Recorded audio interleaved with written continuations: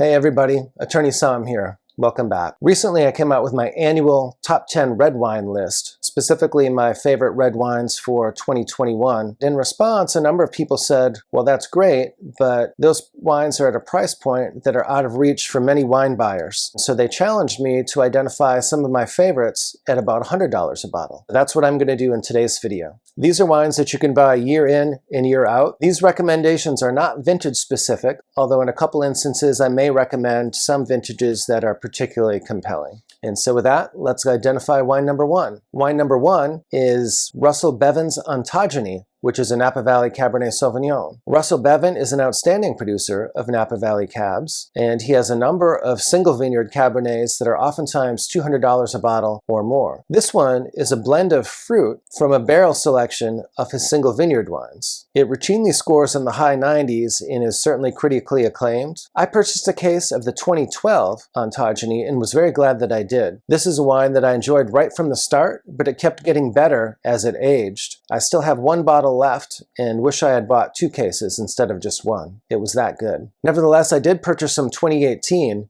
which was still around $100 a bottle, surprisingly. This is an absolute no-brainer if you enjoy Napa Cabernet. Wine number 2 is the Fleur de Pingus, which is a Ribera del Duero wine. Specifically, it's a wine that's made from Tempranillo. It's not nearly as expensive as the main Pingus wine, which oftentimes retails for around $800. In contrast, the Fleur de Pingus is right around $100, and in fact, last weekend I was able to find one on a wine list. It was actually the 2001 vintage, but I found it for around $180. My third recommendation is from Bordeaux, specifically Chateau Razan from the Margaux region on Bordeaux's left bank. This is a second growth. Historically, this wine has always been a bit of a laggard relative to its second growth status. However, after substantial investment and incorporation of organic principles, it has been on a hot streak. In fact, the 2015 and 2016 are outstanding and probably the best vintages of this wine that have ever been produced. The 2018, 2019, and 2020 are also extremely compelling. This one will definitely need time. It's not going to be one that you enjoy right away. You'll probably need to age it at least 10 years or more. However, it will be well worth it. And definitely at this price point, you won't regret buying it. And I recently saw the 2020 futures being offered around $100 a bottle. So while you may pay a bit more for back vintages, you can definitely get the 2020 for around $100 at this time. My fourth favorite red wine at around $100 is Voldava's Brunello di Montalcino. This is one that I typically load up on during strong vintages such as 2010, 2015,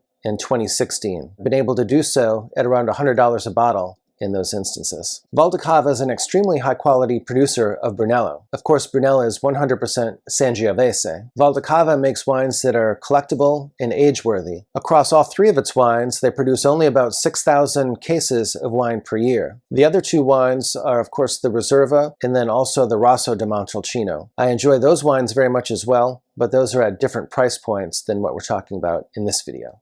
My fifth favorite red wine that's around $100 a bottle is Guigal's Chateau Dampui. Of course, I have to have a Syrah on this list, given my love for Syrah, and this is definitely one of my favorites and one that I've been buying and enjoying for many years. It's been creeping up in price, but I've purchased most of my bottles for around $100 a bottle. You can definitely still find it for around $100 a bottle in the secondary market, but even if you need to pay a little bit more than that for new releases, I still think it's definitely worth the reach. Of course, this wine is a Syrah-based wine that's from the Côte Rôtie portion of the northern Rhone region of France. Guigal also makes the La wines, La Mouline, La Turque, and La Landon, but those typically sell for about 4 to 5 times the price of the Chateau Dampui. Yet with the Chateau Dampui, you can capture a substantial percentage of the quality from those other wines. There's still going to be a level up in terms of intensity and concentration, but the Chateau Dampui can make some extremely compelling wines at a small fraction of the price. Well, I hope you enjoyed this video. If you did, please let me know in the comments below. And if you'd also like me to make a video with my top 5 red wines at around $50 a bottle, please let me know that as well. Please be sure to subscribe to my channel so you don't miss the next video. Until then, drink well.